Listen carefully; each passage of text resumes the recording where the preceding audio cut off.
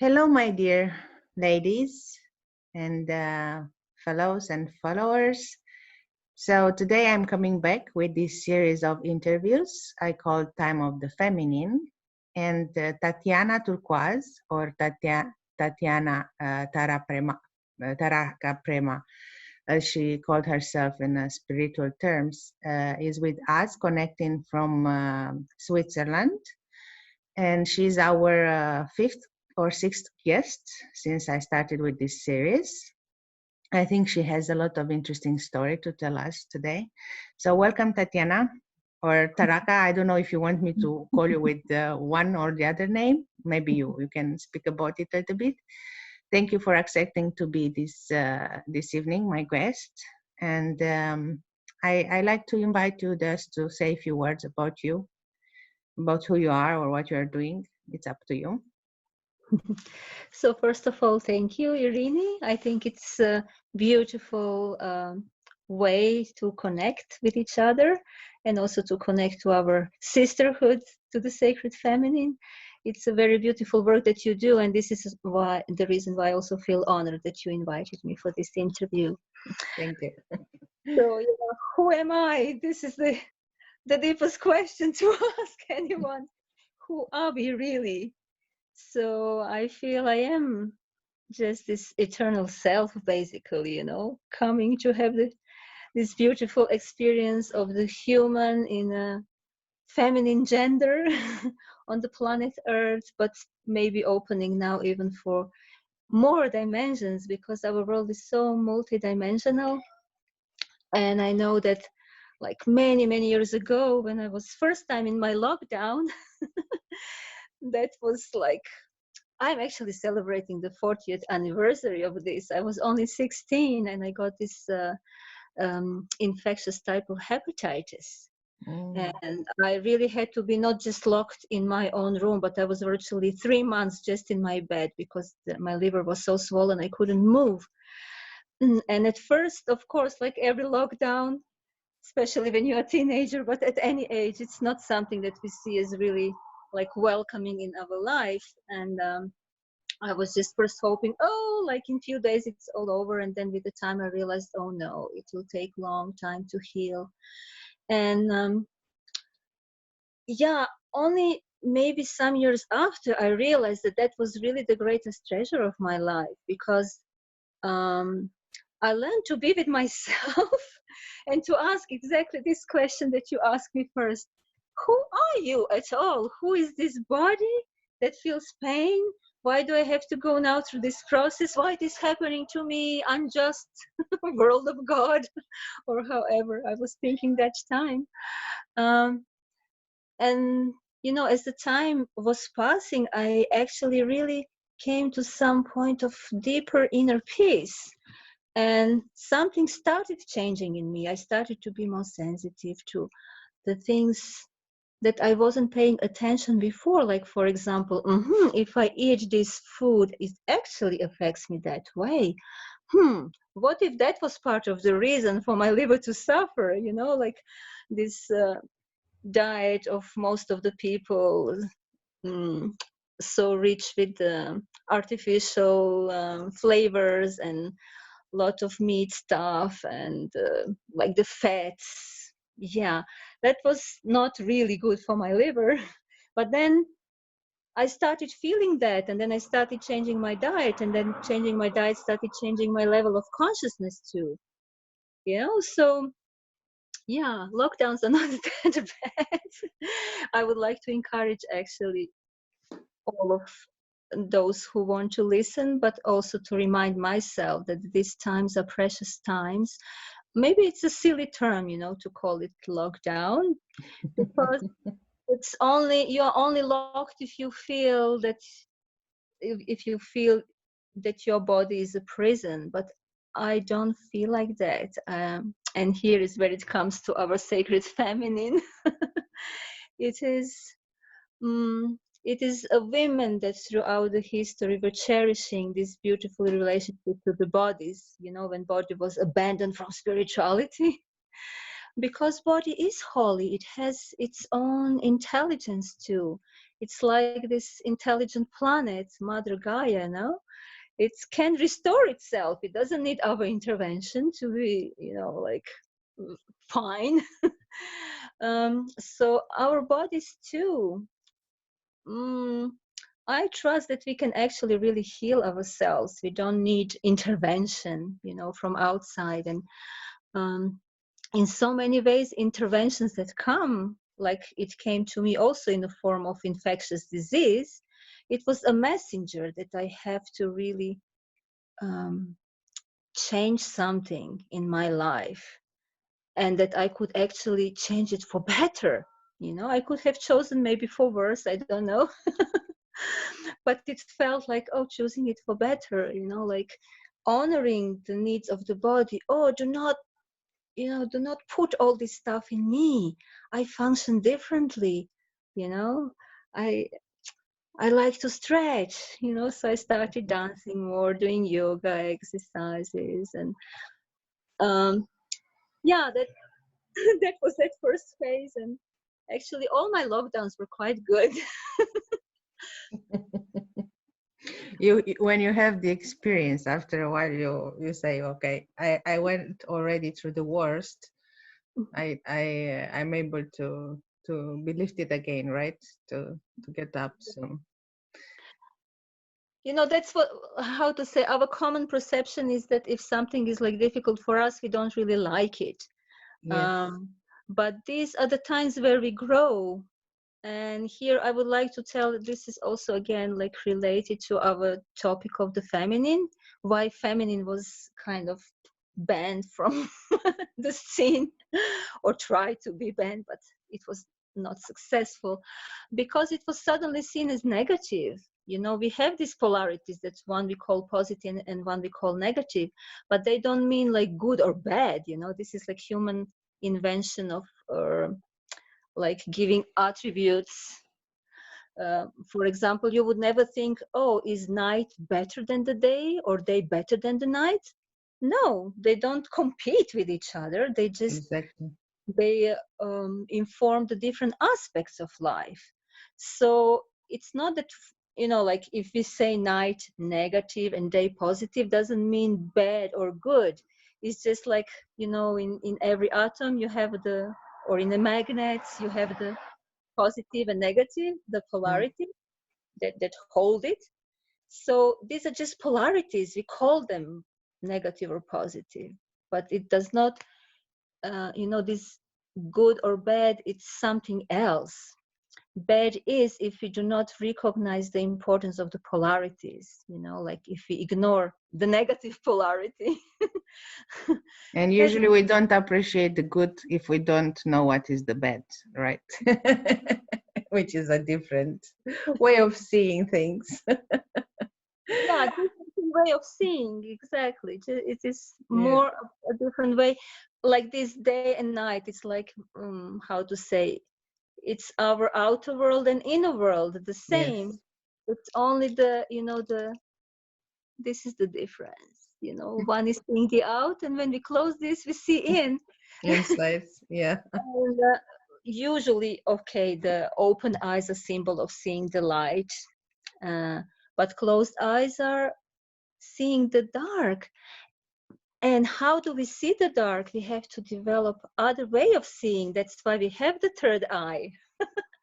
When I worked with children, which I did for most of my life, and I love that because they have this natural intuition, this natural body intelligence. So we had all these games, meditation kind of games. And then we practice like, okay, wide open your eyes and what you see, and then we name the things that we see. Okay, close these two eyes and then activate the eye in between. This is watching on the inside. So first they would see, oh, it's just dark. Yeah, but Yeah. with these eyes, if we would remember how we were as babies, we had the eyes when we were newborn babies, but we were not also seeing the world yet. We had to practice that.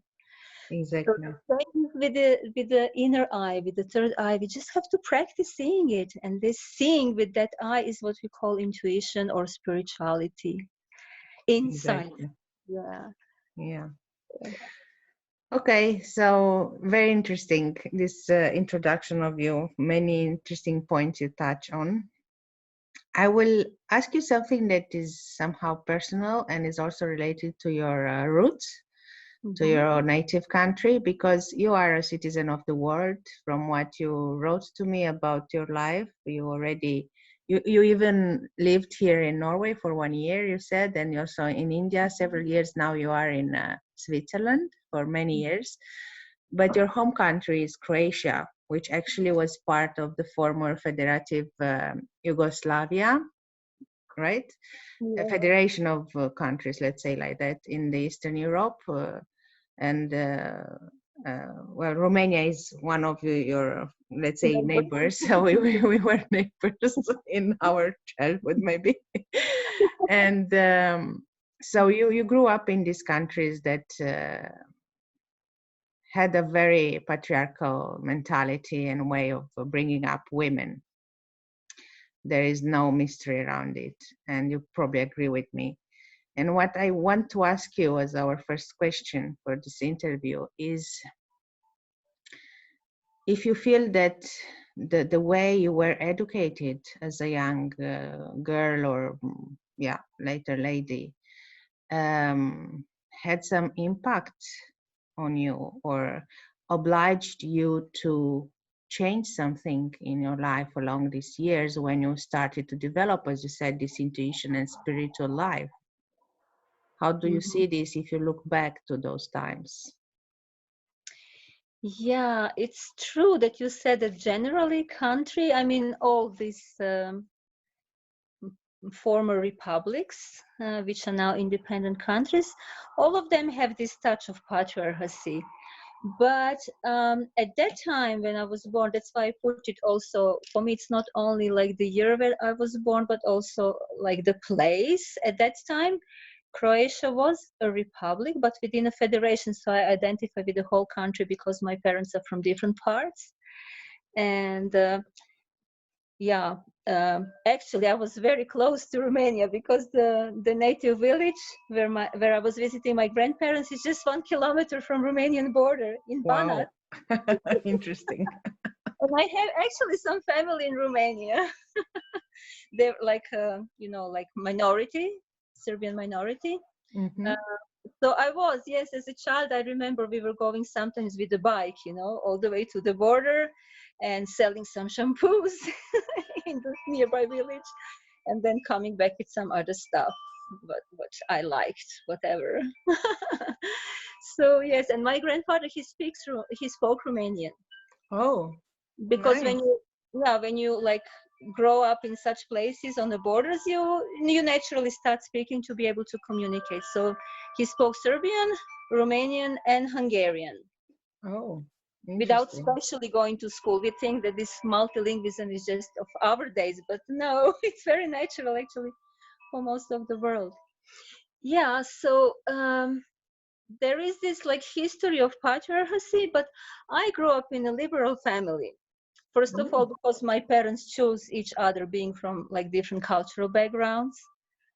Like roots of my father's family, who is from Serbia, are actually going all the way to Russia in a fifth generation. And from my mother's side, who was born in Croatia, they go to Czech. My grandmother spoke Czech with her sisters, and I even learned also a few songs in Czech language. I know them until today. Božila Mišička Kašičku, and so on. So basically, it's all still Slavic, but I felt always very like international in that sense. And then it's also, as you mentioned, it's also different religious backgrounds because Serbia is dominated by the Orthodox Christianity and Croatia by Catholicism. So my parents chose the progressive path. They were not imposing anything to me, and we were like, I would celebrate both Easters, for example, getting like eggs and cookies from both grandparents' parties. But at the same time, I wasn't actually really going to the church in the terms of being indoctrinated religiously. It was left for me to decide, and I went first, like at a young age. I just decided, okay, let me go myself and see what like what this priest is telling, is it really a nonsense? Or and actually I was inspired, but I noticed that I'm more inspired than all these other people who come regularly, because what he spoke was about us being like the medium for God, you know, that God expresses itself through us. And I was like, that's what I want to be.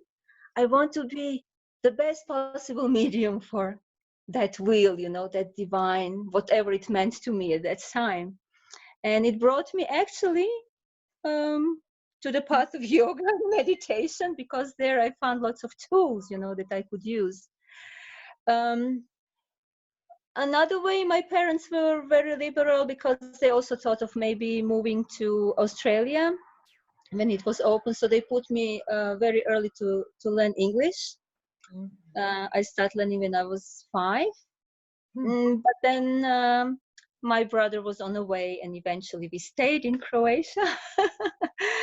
We never went to Australia, but I learned English at a very early age. And for me, it was like such a surprise when I came to Switzerland, like 30 years after, that here people don't believe that it's good for children to learn other languages at such early age, that it is imposition.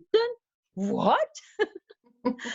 And I'm also a pedagogist. I studied education, so there is a lot of psychology there. I knew all these windows of opportunities, learning this and that, and I'm my own example. And, so I, you know, like I started a revolutionary project here, teaching small children English and songs and meditations and vegetarian diet. Like people were like, oh. So yeah, also at the same time, 60s were this kind of progressive years worldwide. You know, if you see everywhere in the world, 60s were like opening towards something new. You know, the rock and roll started, the hippie movement. So although like my parents were not directly like hippies, or, you know, it was like I think in Yugoslavia it came a bit later, all this, but we had all these progressive bands, you know, playing the music, mixing rock with ethno, and this like brothership and sisterhood and of exchange of students. I went to different parts of the country as an exchange in a school, and later on when I was studying, I also received others as my guests, you know, like from Kosovo or this. So that's why when all these things were going on, like the war there and everything, you see how much it is really politically made. It's not really the life of the people, you know, but people are infected by the ideas, so it's really important to keep our sanity at all the times. But I always could remember, but I know the people from there and how they spoke and what were their challenges, and it was not easy, and this is the difference and this is the similarity. So it was, yeah, always open. And yeah, I think my parents were really amongst progressive people. Like at that time, you can just imagine like the end of like middle of 80s when I started doing meditation. This was not like today. Today, I mean, so many people do different kinds of practices, but then it was really like, oh, it must be some sect, really something really weird. But and parents of most of my friends were really shocked and was so against. But with my parents, I could talk. Of course, they were also like concerned. I mean, it's normal for every parent to be concerned where your child is, what it does. But you know, when I talk to them and I could explain also the rational base and the there layers of mind, and that this spirituality that I practice is not just something in the air, that we also have like ideas of how to like serve the world and change the world, that there is a new views in economy and in the politics, and oh wow, like my father was then really, really inspired. So my parents both even took initiation, you know, like it was, and my brother, like all my family. Not that we meditated together. This didn't happen like at the same time or whatever. But what I wanted to say, they were rather open. So I was not feeling this patriarchy. But I know that it exists. I experienced it more like now after that war, with the return of the dominance of the church that brought a lot of, how to say, I see it, this is my perspective, it has very little to do with the love for God. It is more like bringing back dogmas, so I feel deeply connected with the teaching of Jesus after my years of meditation and my own clashes and, going through the process. When then I heard the actual story of his life and, the story of betrayal of with Judah, and I just understood all that has happened because it happened to me in my spiritual quest. And I wept, you know. I have so much respect for that true love, but I can feel it in everywhere. I wept when I went to in Egypt, when we were passing one mosque, and then the whole traffic stopped because it's like 5 o'clock time for the prayer, and then the taxi driver puts the radio, and then comes imam that chants and then he chants Habibi, Habibi, and I know Habibi means beloved, and I just start crying because I feel the love, So for me, I grew up like that, and I'm like that, just the bringer of this new united consciousness, seeing a link in everything, seeing this mysticism of, like how to say, the deepest aspect of every religion is a mysticism, and all the mystics, they do understand each other. They would never fight. It is like on a lower level of consciousness, then we see all this like, oh, this is yours, this is what we do different, and then, like, mine is better than yours. So, yeah. Yes, and I'm happy I met you because it's like, yeah, I feel we have so many things in common. And now I come to the second question. Okay. And I know that you also were in India for a while, and that you studied or you wrote to me that was something about Indian dance or something like that. And I never been to India, but I know it's a very different culture, country, and climate than what we have in Europe and in general. And I know very many people who are in the spiritual world that are attracted to visit this place and to, or at least part of India, and to improve their knowledge or their practice, like yoga, as you said, and meditations. What I would like to know, and that I think would be also interesting, from your experience with India, connecting with India on a spiritual level and also as an apprentice, because you learn things there. Have you ever felt that being a female in a female body is something special? Have you ever had any experience where you felt that you would prefer to be a man, for example? Or that is a privilege to be a woman respect to other women that live there? It's interesting question. I personally, I always felt good and respected in India. I have to tell that when I came also prior to just dance studies. I came already twice just to see my what we call guru, like a spiritual teacher. And I have to tell, he's also kind of one of these different teachers. It's not just traditional yoga and traditional mantras. He was the visionary of the new world, and that was what attracted me. And at first I was not realizing that my visits to India were not exactly just visits to India. They were visits to that vision of the world that he has created. And but when I then started studying dance, I stayed outside of this compound, of so many people with progressive worldview. I came to the actual India, and then I had all kinds of experiences. in one way, I was happy that I wasn't born there to be prone to those dogmas, because it's so difficult if you're so suspicious, like superstitious, sorry. In other way, I was like, oh, why I wasn't born there, because it's so much devotion, like I think everywhere we have this, double-edged things, that like what I got from my original culture in Croatia, I I think I got the best. Maybe some people see just the worst in me. Like when I came to Switzerland, I was suddenly like, "You're so loud," and this. And like when I was in Croatia, I was very, I was perceived differently.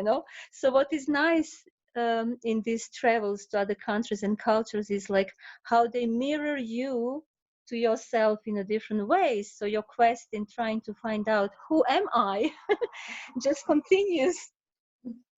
But yeah, what was beautiful for me, that I was very inspired to do my dance studies, and it was for me like a healing process. um, I was guided to find a fantastic teacher, very feminine.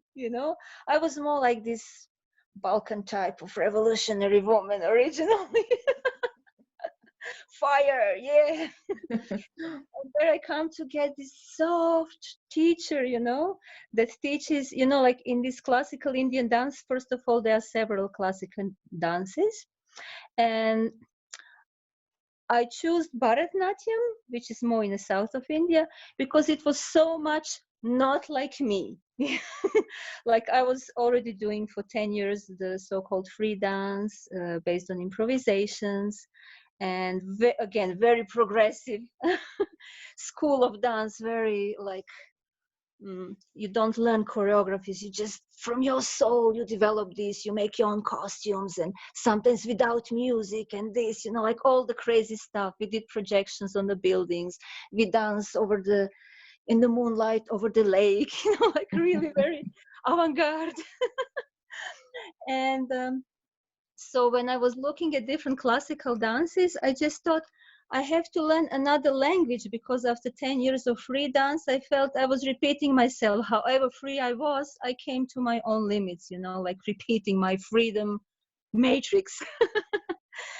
And then I thought, well, there are some dance forms like Kathak where you spin and all this, but this is so much how I am. I already know this. Let me just learn something very different so that I can improve myself, something that I don't feel that it's me.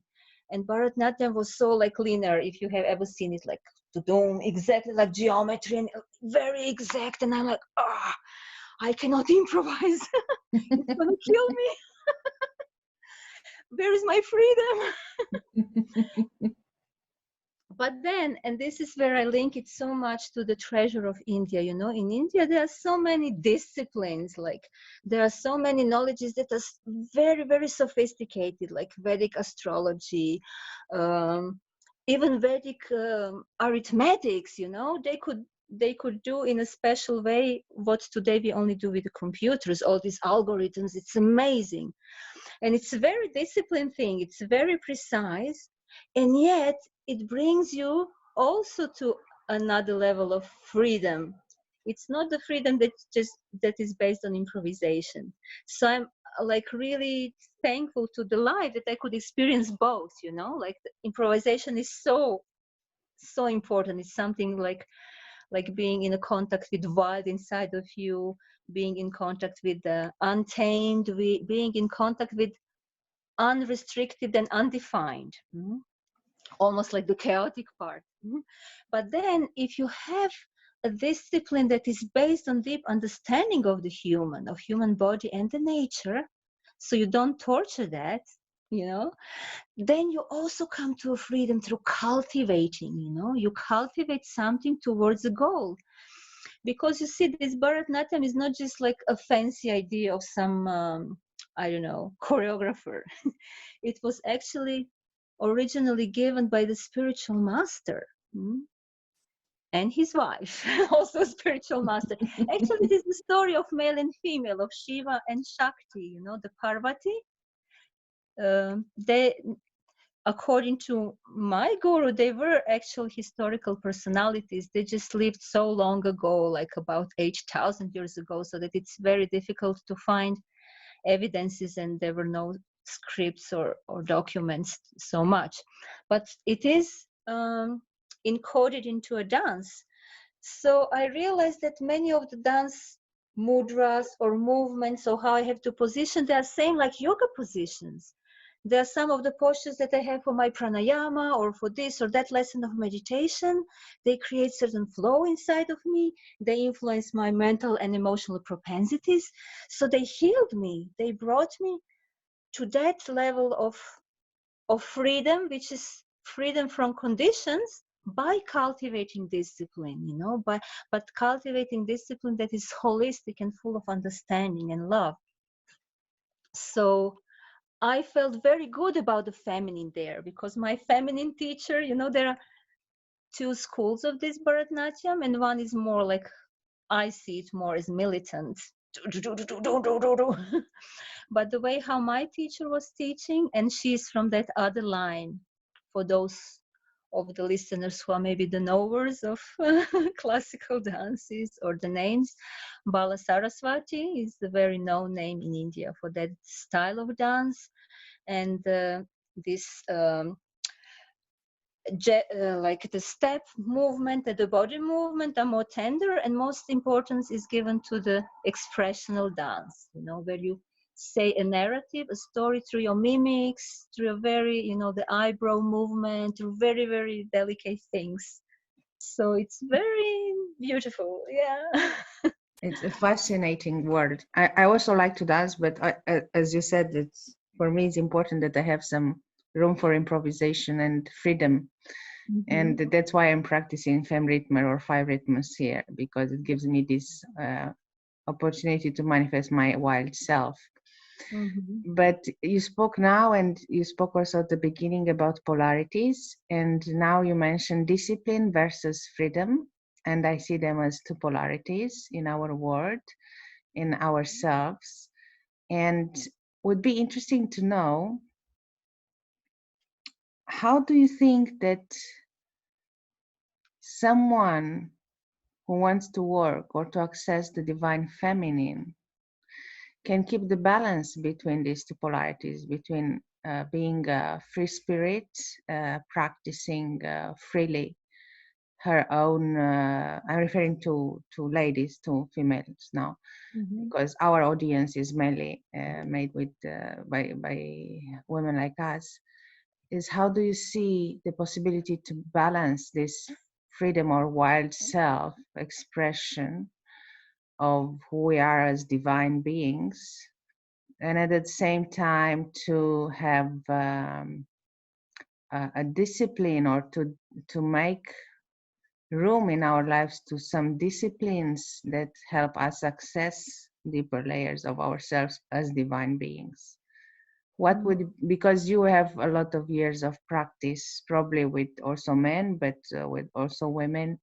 And if you say that you practice dancing, and probably you are teaching now, or you will also continue to teach sacred dancing or something like that, from your experience, what you would say to other women about how this is possible to keep up in balance the polarities?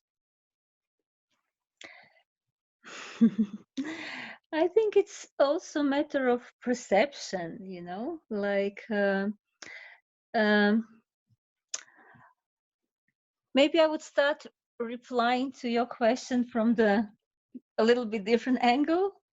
When I was working with archetypes, which I still do, I was first seeing them, okay, either it is you live that archetype or you don't. So I saw just the two, yes and no. But then I realized that it is wrong. It is actually three. So one thing is you live it in a balanced way. Whatever, let's say the lover archetype. You live it in a balanced way. So you surround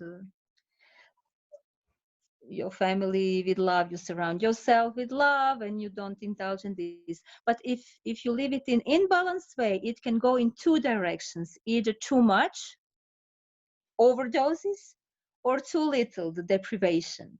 Mm. So here is, you know what I mean. So if, for example, too much of a lover, it means like indulging. You know, like narcissist kind of. You love yourself, but it's not the true love. It's narcissistic, you know, overdosage. It's not going to Like, lead to the balance. And if it is deprivation, then you feel you're not worthy of any love, and you know. So like this.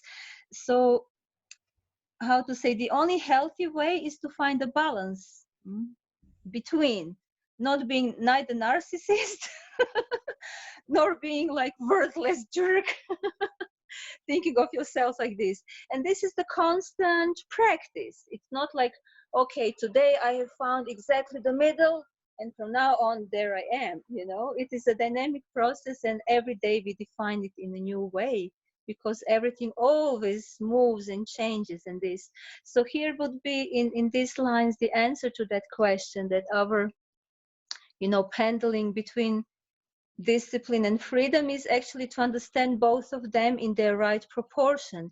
And the right proportion for me today may be different than tomorrow, or this morning different than in the evening. For example, I like to have my morning disciplines, like doing my meditation and this and that, you know. But in the evening, I'm not in that sense disciplined. But I still do things that also, how to say, uplift in a different way, you know. Um, so this and this also changes. Like when I lived in India, I had one phase when I went, that was like my second lockdown, which was partly chosen. There were also circumstances of life, because I was like exhausted with my karmic stuff popping up. So in a way, I voluntarily put myself in very disciplined thing, like 100 days of juices, and like only raw, no sugars, no salt, no anything else, no carbohydrates, like just in a liquid form. And then I was very disciplined with my meditation practice. And then I would meditate really 4 times a day. You know, there are these 4 pranayamas you can do: morning, noon, evening, and night. And then because in the night I would have most of the time, sometimes I would meditate for 4 hours. I don't do this now, but this doesn't mean I'm less disciplined, you know. That time, that was the discipline I needed. And I felt it was my time to do that, you know, and it brought me so much. But now, like at this moment in life, and this I learned also with children with whom I worked in between, like, you know, I had my own project here in Switzerland, 16 years of preschool. So because children's span of focus is quite short, for things like meditation, I mean, like being quiet. So from my point of view, I didn't just want to teach them like that meditation is just like shh, shh, shh, be quiet, but what is the feeling, you know, behind your closed eyes. So I learned to come into that feeling. That those days in India I would practice for 4 hours to be in that exalted state of anandam. I learned to come to this feeling within 1 or 2 minutes, so that I could really demonstrate it for children without having to say a word, that I could radiate it. So that was also the discipline, but very different, you know, like you have to really be so focused to come to that point, and to be in 1 minute just there, you know, or in no moment, no time, you know. So that's what basically in these lines would be my answer to that question, that, you know, we define every day from the scratch, what do I need today? Or it can be for some longer period of time. We know from psychology that like to gain some new habit, you need a minimum of 21 days. That's why some are doing, like to do this Deepak Chopra's 21-day meditation challenge, you know, because if you don't have yet something as a good habit, you have to be persistent so that you can incorporate it in your life, you know. And then it's after becomes incorporated, it works for you. You don't have to put that same focus in that same way anymore. It becomes part of you. So that's why, because all this is changing, some things you incorporate faster, some things need longer time, some things you find out to be stupid and then you better give them up. Some things you feel, oh, I should put more effort because it's really worthy. So all this will change the proportion of these two ingredients. Yeah, beautiful. Thank you. Yeah, I feel you're so young spirit and free spirit all the time when you speak and the way you speak. And you say that you also have a deep connection with children, and you did these meditations with them and this preschooling project you had with them. So I think they actually taught you a lot, and you'll probably also learned a lot from them and with them about yourself. And this brings me to the other question I have for you, that is, how do you feel the connection you have with your inner child, and how do you honor it in your daily life? My favorite. Yeah, the inner child is this pure innocent part of us, what you like to call soul or unconscious. That's why I felt honored that I was given opportunity to work with children.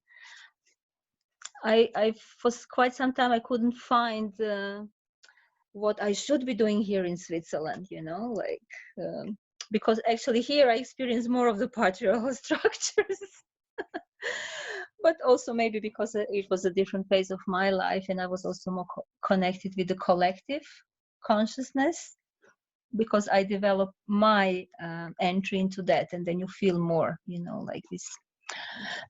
So yeah, you are really right that this working together with children, we both benefit from each other, because I could cultivate always my inner child, and I felt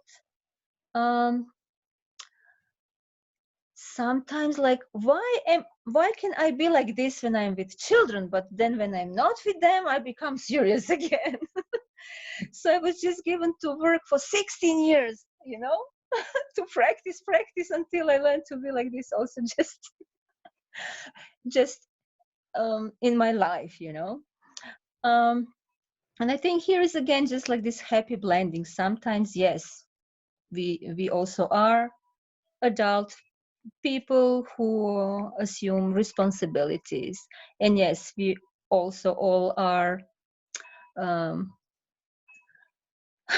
how to say, like a parent to our own self, take care and cherish this discipline, but we also are our own inner child, and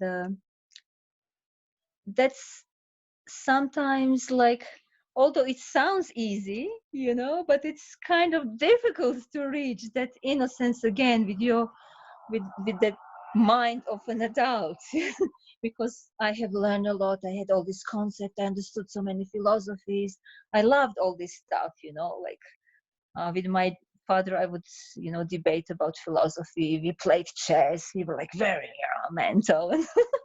I love to study, I love to learn. I also was like this on the university, one of the best students. I really loved that stuff, And when I came to the field of yoga, also there are so lots of things to study about yogic philosophy, and also all these knowledges about function of the body, the chakras, the nadis, the ritis, it's huge, whole cosmology, then sociology, the languages.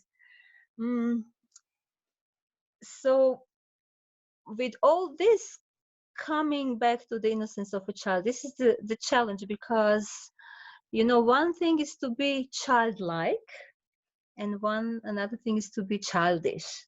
This I like to always give as an example. Childish is like more of a negative version, means like, yeah, you're irresponsible, you are naive, you can be even misused. but childlike is to keep our original innocence, our original openness, our original even understanding, that I am that. The child lives in the moment, the greatest um, truths are the truths of the child's perspective. The child does not plan so much the future and is dwelling on the past. It's really kind of lives in the moment. It's very forgiving, like if something's happened, that child can do that. So yes, this is like this what in native Indians and shamans are telling, the biggest jump for a human being is from his mind to his heart, or from his head to his heart. And yeah, the heart is that place of Exactly. playfulness, where I also like to say that even in the highest philosophy of yoga, the final concept is that this whole creation is like the playing field of divine force, and this is called lila, the divine play. So after all the serious and important things, the absolute seriosity is the play. Like one friend of mine says, if you're not having fun, you're not serious enough. So Exactly. I think all the major discoveries and bright ideas came from this place of somehow abandoning the seriousness or the seriousness of situations and realities, and find a way to play with something and to create something different. yeah, Yeah, this being serious is so much linked to our ego feeling, yeah, because it gives us the feeling of importance, because you know this, or you're so smart, or you are like this, or you're like that, capable, and da, da, da. But it's just like a rubbish story. I mean, not rubbish, but it's like the stories, and we should not get too attached to them. And I think that's also very important in our today's situation, with the lockdown, with the virus, with all the either conspiracy theories or the UFO or whatever. And I'm not here to claim which of them is right or wrong. It's again not about this. It's just like what I prefer to do in a day, though I still love to be informed about all of these things. And we are in a world where this play also takes place. Um, every day I cultivate to come to this field of disattachment from any of these stories, which is that field of play of the innocent child, to see this universe. And I think this is one of the things for why many people say it's like our evolutionary jump into the new era, like a new renaissance for the human race, where we can open more for this play. The play is the play of the feminine, like in the deepest philosophy of yoga, for example, it is said there is this cosmic cognitive principle, which is seen there as a masculine, like the theoria of the old Greeks. And then the cosmic operative principle, the creative principle, the force of life, and life always creates new forms, new possibilities. It cannot be stopped.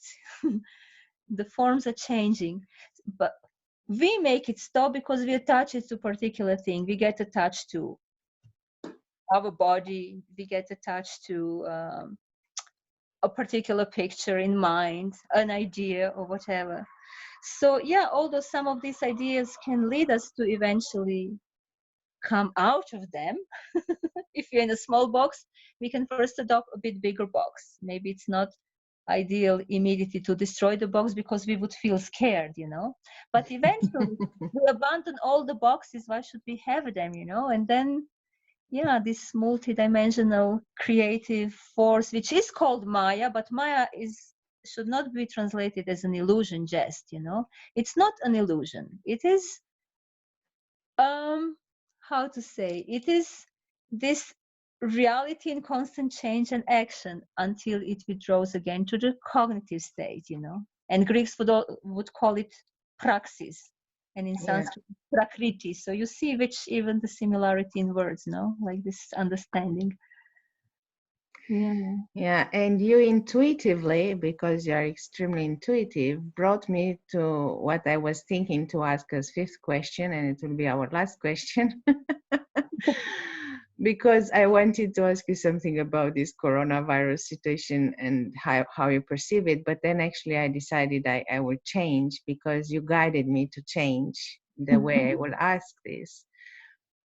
And how or what you would, let's say, what you would like to counsel or advise to women in this situation of lockdown and crisis and panic for many people and fear, what you would like to advise or to make a point on how the feminine principle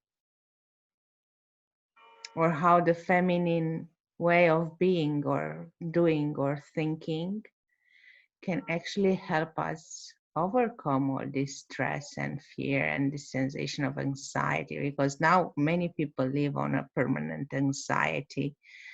And I was trying to give my contribution by organizing some meditations and even some small interventions to speak about how important it is to meditate and to bring our focus to ourselves and in the present and not so much on the chaos that is outside.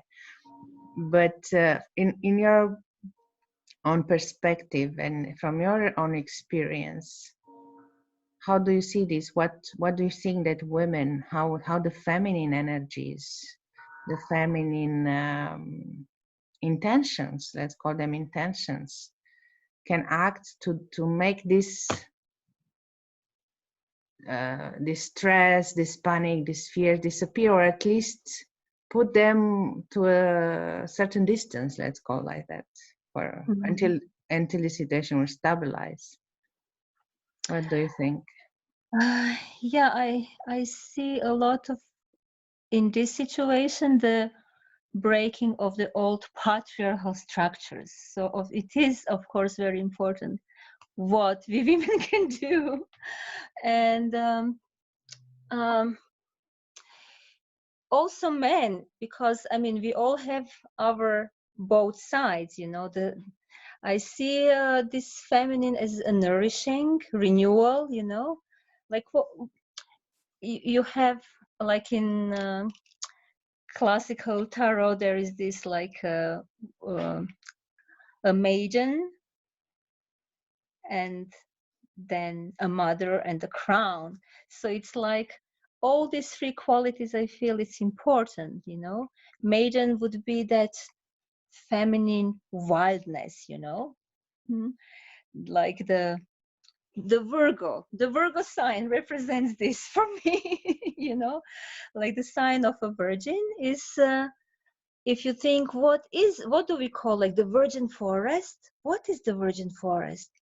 This original one where the life thrives, which doesn't need any intervention, you know, is untouched by a judgment or a thought of, you know. So this is one thing, you know, like what is this virgin in me, you know, the powerful, the strong woman, the original, you know, where the whole life thrives. And this brings us to the connection of to our bodies, you know, because bodies have intelligence. So I would really like to support every woman to move, you know, just move. Now you're locked down. If otherwise you would be whatever shy or something. Now nobody will see you. So just open yourself, you know. You can put even the music that you like, or for those who can still go somewhere in the nature. I love also to move in the nature. I love to also lie on Mother Earth. I just did it 2 days ago, you know. I took my shamanic drum. Look, it's here also. I sang a nice song. I connected, I embraced the tree, and then at the end I felt, no, whole my body has to be merged with the body of my mother. We call it Mother Earth. So this is another suggestion, like think when you think of Mother Earth, of our planet, what is it? It gives everything without asking something in return. It provides everything actually that we have is from those 5 elements. Earth, water, fire, air, ether, spirit. And our body, believe it or not, it's the same. So it's like our kind of private patch of the soil, Mother Earth is the collective patch that we all have been given. And this is our personal, but the way to treat it is exactly the same. So be kind to yourself. Give yourself a massage. Like this is what I was teaching children. I love myself. I am gentle with myself. Like saying nice words, like covering your body for the first time. Oh, you have being thankful for that, Yeah. And then woman as a mother, this is this nurturing and also fighting spirit, because mother is fierce to protect her young ones. If you see the lioness or whoever, even the the chicken, any simple, the most simple animal, how brave these mothers are protecting. There was like some time ago this like clip on a YouTube. I think it was some bird in a field, and then the big combine was passing with so many, and she just stretched her wings to protect her offspring, the bravery of a mother. But the protecting, this is what in natives it's called the warrior spirit. Warrior is not the one to punch, it's the one who protects those who are most vulnerable. So see for this too. And then the crown, the wise woman, the grandmother that knows the recipes, that knows all the healing herbs, that's going to make a tea for you, that's going to even not say anything because she knows that all the lessons are there for you to develop and to learn. And so how can you be a silent supporter? Where are all these in us, these 3 aspects, and we can cherish them at all times. Yes, always on a different new level of understanding. Yeah, and this touch from the stories, get informed, yes, but like the ours is the power of creation, to create, to procreate.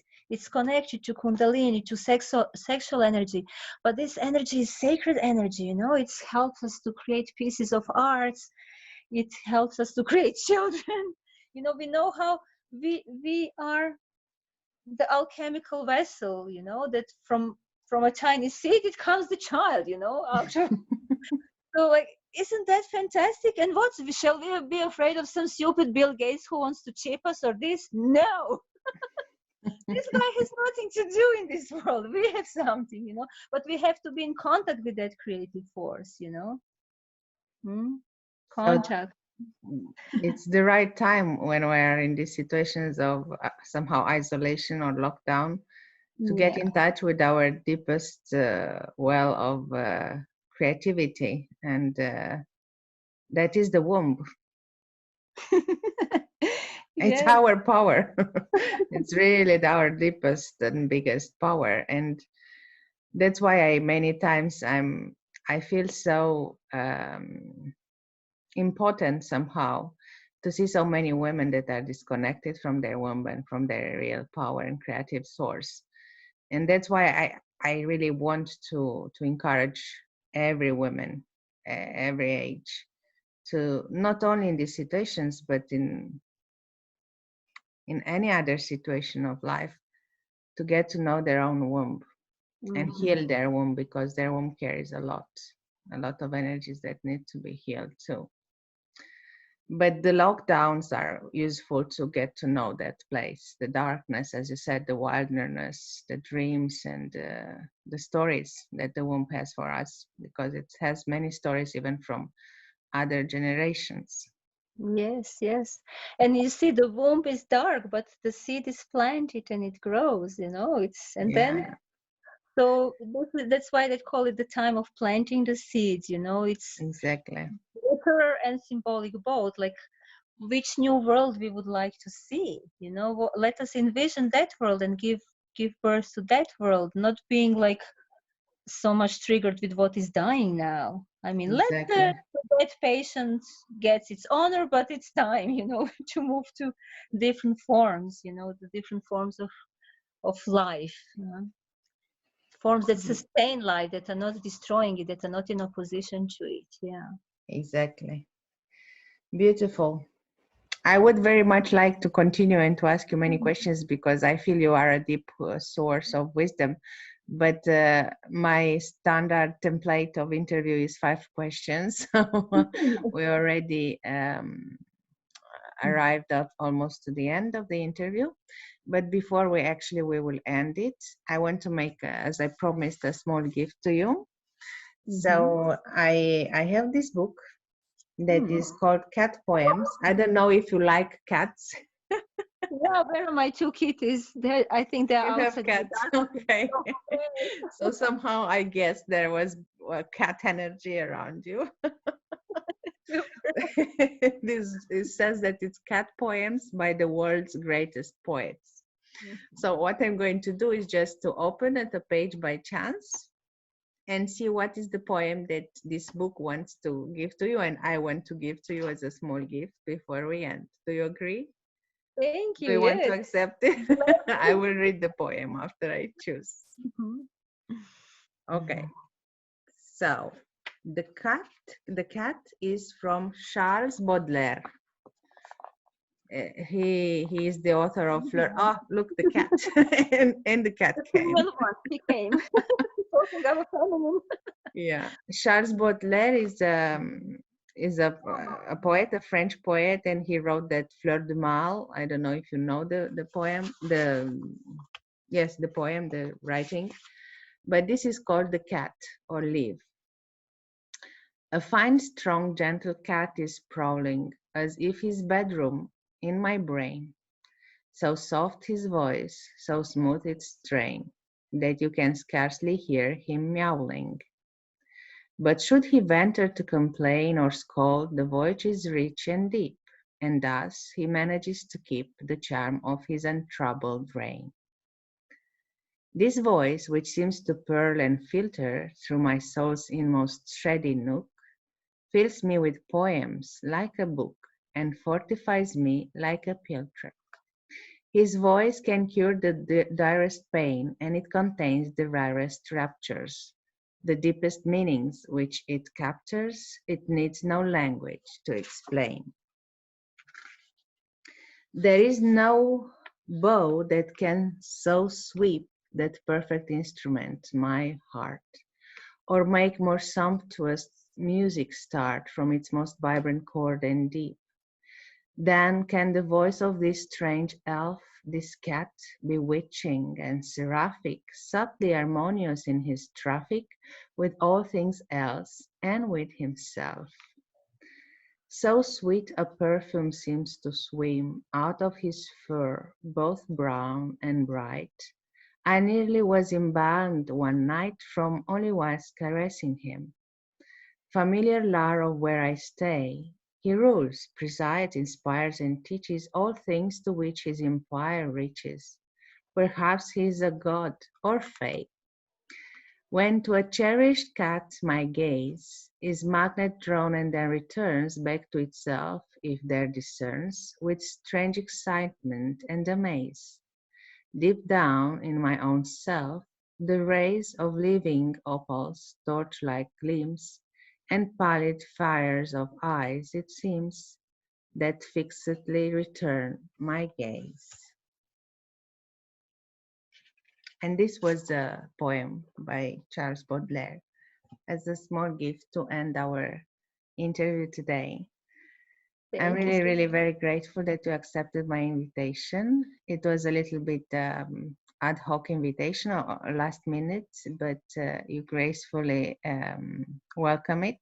And I think this interview is really interesting, and I'm looking forward to post it after. And yeah, I have the feeling that we shall meet in presence. Maybe when you come back to Oslo, Mhm. we can organize something for women here because Yeah. yes, you have so much wisdom and beauty also. Thank you again. Thank you. And Send me the poem, make the snap, and put it on the messenger so I can. okay, yes, I will take a picture and send it to you. It has two pages, I think, but after this I can do it. So Thank thank you. you to you for all your great work and for your invitation. Yes, you have to do something. I love coming to Norway, and I have many female friends there. That's true. From that short time that I lived, and we still cherished our friendship, also through meditations, and it was also through the arts. And yeah, Beautiful. when I was last time there, we did like some circle dances, and Yeah. yes, I we love to became dance. so. I would love to have some dancing class with you. It seems that Mhm. would be very interesting also. Yes. So we Yeah, end here. so Yeah, we need to move our bodies. Actually, I have to move more because I'm already missing. It's 1 month that I'm not going to my classes, and Mhm. I try to do a little bit at home, but it's not very easy. And I can understand that actually we need this movement. I try to go out in nature when it's possible, just to move a little bit. Thank you Okay. again, and see you soon in a different way, a different platform. And for you who will be able to see this, I hope you will enjoy it, and see you next time for the next interview. Bye bye. Thank you.